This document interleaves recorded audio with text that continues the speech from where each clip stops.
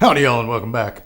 BeGunners episode 6. Alright, we're talking about handgun size and calibers.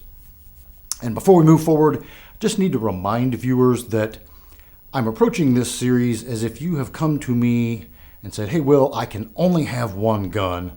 What should I get?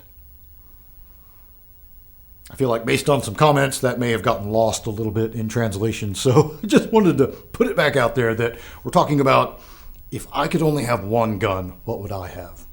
What would I recommend to you? All right, so when we're talking about size, this can be a little bit complicated because there is no standardization between brands. One gun's subcompact might be the same size as a different brand's compact. It can be a little tricky. There is a website you can go to, handgunhero.com, and you plug in one model, make a model, and then plug in another one, and it'll give you like an overlay. The best way to suss all this out is just to go to a gun store and put hands. But sometimes they don't necessarily have the model you're looking for, so, okay. I have a handful. Let's jump over to the table, and we'll talk about it. All right, so for demonstration purposes, we have M&P 9 full size, Glock 19 compact, Glock 43X subcompact / micro. This is a little bit of an outlier model, but we'll get into that in a second. So full size guns are typically going to be 4¼ inch barrel or longer, usually out to about 5.5, and 17 or 18 rounds in the magazine. Some go all the way up to 20. Some older full-size guns will still only do 15 rounds in the magazine. That can vary. Compact, the Glock 19.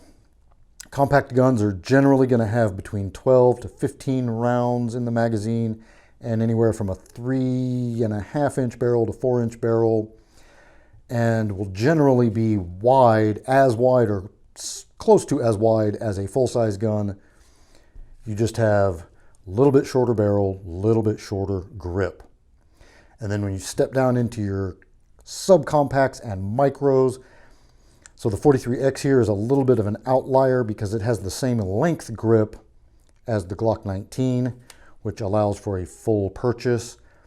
The regular Glock 43, I would be doing a little bit of a pinky dangle, or I would need a gizmo here on the magazine, like a pinky extension, to get a full purchase. That is the beauty of the 43X. But you can see it is much thinner than the 19. So in recent years, there's been a whole revolution in guns that are more like this size. This is a single stack magazine, so all of the bullets are stacked on top of each other like so. So this only holds 10 rounds. Shield Arms makes a magazine for this gun that does kind of a 1.5 stack setup and gets 15 rounds for this same gun. And then you have the SIG 365s and the Hellcats. There's a whole revolution of guns closer to this size, offering pretty impressive round counts. And they definitely make concealed carrying much easier, but they are still kind of a smaller gun. So let's take it back up top and we'll continue this discussion. All right, so as I mentioned, not every company's compact will be equal. And some brands' version of a compact really, to me, seems more like a subcompact. If that is the case on a given model, the VP9, HK VP9 kind of comes to mind. They've got their regular size, and then the next one down kind of gets kind of too small for me. And you end up with a pinky extension kind of situation. Think of this like shoes. So if you had to wear a pair of shoes that didn't fit exactly perfect for your feet, would you rather have shoes that are a little bit too big or a little too small? Give me the slightly too large shoes all day long, right? Because if they're too small, they will literally damage your feet. Okay, maybe that's an extreme example, But that's kind of how I look at it. I would rather err on the size of going up a size than get a gun that I end up hating because it's too small. And we've talked about this already, but smaller guns have less mass. Therefore, if the calibers are all equal, the smaller gun is going to be snappier. It's going to have more felt recoil impulse. The full-size gun will be much more pleasant to shoot, but if they're really full-size, they can be difficult to conceal. So like if you knew with absolute certainty it was only going to be for home defense, it would live in a safe, full-size is fine. But the real hotness lately has been little bitty guns because they definitely conceal better. They're more comfortable to wear all day long if you're going to concealed carry. And, let's be honest, you're going to carry it a whole lot more than you're going to shoot it. So in that application, those guns make a ton of sense. However, we're talking about you're a new shooter and you don't have much experience and it's the only one you can have. And in that case, for me, in this example, the Glock 19 is the way to go. Now, I'm not saying you have to get a Glock 19. I'm just saying compact. Smith & Wesson M&P compact, CZ P10C, the compact version of the CZ. FN 509 makes one. Again, the HK VP9, I think I would have to lean towards the regular size. SIG 320 makes a pretty cool compact model. You get the idea here, right? Aim in the middle because you're going to get a lot of the benefits and features and comfortability shooting wise of a full size, but it's just a little bit smaller, a little easier to conceal if you do need to conceal later down the road. The little guns are neat. I'm not super crazy. So I did one of my early giveaways on this channel was the 365, the SIG 365 XL, which is the slightly larger version of the little SIG 365. And I thought, I had shot a 365 already, and I thought, I'm not crazy about that, but surely that slightly larger model will be perfect. And it wasn't. I was not crazy about it. It was okay, but I wasn't crazy about it. And longer range sessions, they're fatiguing.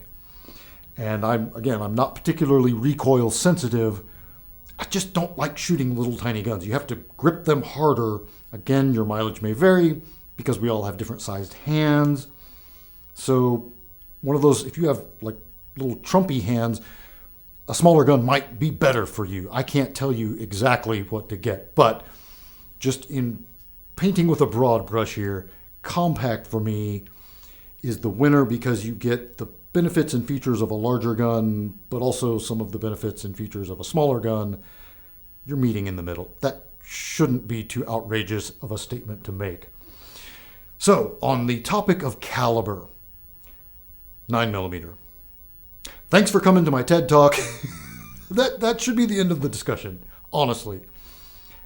I don't get this deal where people insist on getting 380 for their first gun or 40 caliber or 45 ACP. I don't get this at all. I don't get it.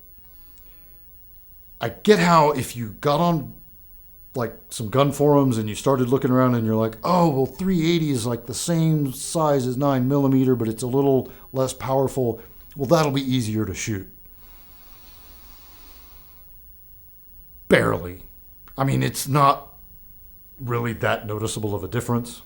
And typically 380 guns are going to be kind of small. And actually some of the most miserable ass little guns I've ever shot were 380. I don't get it. Same with 40 cal. It's like, oh, but it's more powerful, but then just get a 45. And here's the thing, go price them before you buy the gun. Go look at the price of the ammo, because you're going to buy the gun once, but you're going to buy the ammo over and over and over and over. it becomes significant. My very first semi-auto handgun purchase was 40 Smith & Wesson. And I learned like almost instantly, every time I would go to buy ammo, it was like, this is so much more expensive than 9mm. And in short order, I flipped that gun and got a 9. Just get 9mm. Just do it. This shouldn't be that complicated. So, compact 9mm. That is my advice to you. All right, we'll start evolving into some more actual gun handling and techniques.